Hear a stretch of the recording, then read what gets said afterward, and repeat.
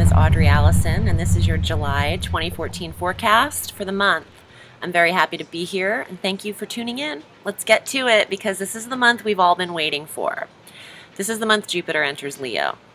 And we love that as an Arian because it is a compatible fire sign and it is opening up your whole world. And it'll bring in a lot of romance, creativity, and beautification, amazing experiences with children, and a very playful, I mean, this is going to be a fun 13 months for you, starting the 16th. But let's get to the top of the month. On July 1st, Mercury goes direct at 24 degrees Gemini. Gemini is your third house of communications. So Mercury governing Geminis, this is perfect. Third house is opened up for you. You're able to express yourself, talk, teach, write, study, all things third house. Computers are running smoothly, websites, YouTube videos. It's dynamic. You've got a few days, the 12 days before he transits again. He's going to move 3 times this month. On the 12th, we've got a full moon at 20 degrees Capricorn, 20 degrees, in your 10th house. This is career. Now, this is important because full moons bring things to an awareness and illuminate things that are possibly hidden. So if there is something in your career you'd like to change, this full moon might make you change it, because it could come to a head, a culmination, an awareness, an ending if you wanted to change up the career. It's not like Uranus, like a sudden shock, you know, or abrupt eclipse, but it's just bringing things to your inner awareness in a full moon that maybe you want to align yourself in a better position for career, or there's something you think of that would possibly take your career to the next level. On the 13th is when Mercury does his second transit into Cancer. This is your 4th house of home. You're communicating in the home. You're studying in the home. You could be taking an online course as well. Very expressive. On the 16th, this is when Jupiter goes into Leo. Okay, this is your 5th house, and Jupiter is going to transit out of Cancer and move into Leo until August 11th of 2015. 13 months in this most playful out of all the 12 signs is the 5th house governed by Leo. Magic, creativity, children, flirting, dating, kids, fun, you know, seriously, it's like the 5th house is the most lighthearted. So this is an amazing 13 months for single people that are just dating. I think you'll really want to take things lighthearted and have fun with it. It doesn't mean you won't establish relationships. It just brings more romance to the ones that you already have, or the ones that will be coming in. Because trust that if you have no one right now, you will have a lot of options and a lot of romantic, flirtatious possibilities and options, and a lot of people to choose from, so giddy up on that. Shortly after Jupiter's massive, abundant, lucky, benevolent transit, we have Venus on the 18th going into Cancer in this 4th house again. You could be beautifying the home, decorating, sensual designs and textures, a lot of beautiful sheets and fabrics. There's a beautification of the home. Doesn't necessarily mean moving. It could be rearranging the home. It could mean a move for some of you, but there's money coming to the home too, because Venus is love and money. So keep your eye out for that as well. On the 20th, Saturn, stationed in Scorpio, finally goes direct. This is in your 8th house of sex, rebirth, change, regeneration, also shared resources, taxes, wills, estates, properties, inheritances. Saturn is bringing upon you lessons in the 8th house. Saturn is a buzzkill. He's restrictive and restructures the house he touches. So you could be going through a restructuring of your sexuality, of your shared resources. Saturn wants us to learn lessons, and he stays in a sign about 2.5 years, and it takes 27 years for him to get back into this 8th house of yours. So by the time he's done in December 23rd, you'll have found that's your restructuring, and then he'll see you in 27 years in that 8th house, and that'll be the Saturn return of that 8th house. But you're learning lessons in the 8th. You might have lost out a little bit on maybe sharing your resources with someone, and then you learn, oh, I need a contract before I do certain business dealings with someone. There's lessons to be learned in the eighth house for sure. It could apply to you in so many different ways.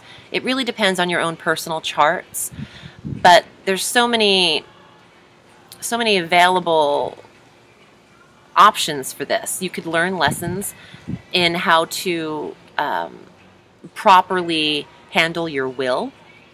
You could learn of someone's estate being left to you. I mean, it could be grandiose like that. On the 21st, the next day, Uranus retrogrades, and he's been in your sign, in your first house. Now, this is a good thing. He retrogrades at 16 degrees, Aries. But what I think is that when Uranus is direct, he's very shocking. He brings on sudden change and abruptness and electricity to the house he touches, and he's in your first house. So you could have felt very roller coaster, up and down. Where's your stability? You could have felt like that over the last couple of years, bringing on sudden surprise for yourself. But with him retrograde, he calms down some. He doesn't have to shock you every 5 seconds. So you're probably gaining some really new age thought processes at this time. Uranus is way ahead of the time. He's advanced. He's higher minded. He's new technologies and inventions. He's ahead of the game. He's the DeLorean in Back to the Future. He's going places that people haven't been before. So now he's retrograde, which is a good thing for him to calm down some with the shock and upheaval. And you're going to be able to really see where it is you're headed. And I think you'll be ahead of the people running the race. On the 22nd, the sun goes into Leo in this 5th house of romance and creativity, as well as the new moon on the 26th, 3 degrees Leo in the 5th house. Mercury right behind them on the 31st into the 5th house of Leo. You've got the sun, the moon, and Jupiter on the 26th, all in this 5th house of romance. Get out of the house on the 26th, and you're gonna have a lot of fun that day. You're gonna have a lot of fun for 13 months. But the 26th, you're not gonna have this kind of support for 12 years with the sun, the moon, and Jupiter there, because Jupiter won't be there next year in this house. So get your romance on. Get your dating on. You could have a great relationship with your children over the next 13 months. I mean, really smooth. On the 25th, Mars goes into Scorpio in the 8th house again of shared resources and wills and inheritances and sex. Mars is giving you energy in this 8th house. You're going to have stamina. Stamina in the boudoir, Aries. You could have a lot of feisty activities on the 25th, 26th. I mean, magical kind of sexual energy. So keep that in mind. I'd highlight those days on the calendar. Let me pull some cards for you. I really want to focus on the Jupiter transit and see what the cards say it will bring for you. Okay, so let's shuffle these up. I love that the transit's in another fire sign. It's such a great placement for you. Okay, ooh, I pulled 2 at the same time, so I'm going to do these together. The Lady of Swords and the 3 of Coins. Music, poetry, dance, creative expression, artists, writers.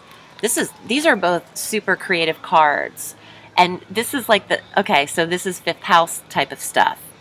Creative endeavors. Whoever's writing music or screenplays or scripts or performing or on television or writing behind the scenes, this is all coming to fruition. This is residual money time. For those of you looking to get placements and maybe struggling, Jupiter's going to help you out. Jupiter's going to get your creative endeavors off the ground too, in a big way. The Nurturer. Don't forget to take time out for yourself. You don't have to put all of your eggs in one basket either. Nurture yourself and others in a balance. Not too much, not too little. It's an important card. It's also a very peaceful card. You don't have 12th house activation, which is peace, but you do have 8th house, which is also very mysterious and quiet. Inner mysterious reflection.